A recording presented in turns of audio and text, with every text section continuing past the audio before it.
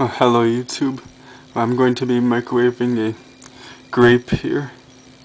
You know, there's a lot of videos on people microwaving various things such as Christmas lights, CDs, metal, batteries, marshmallows, even a microwave itself.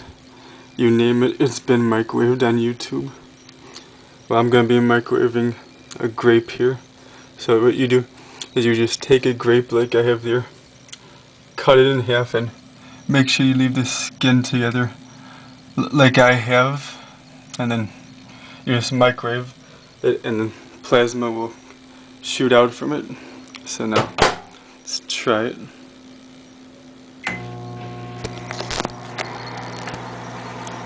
As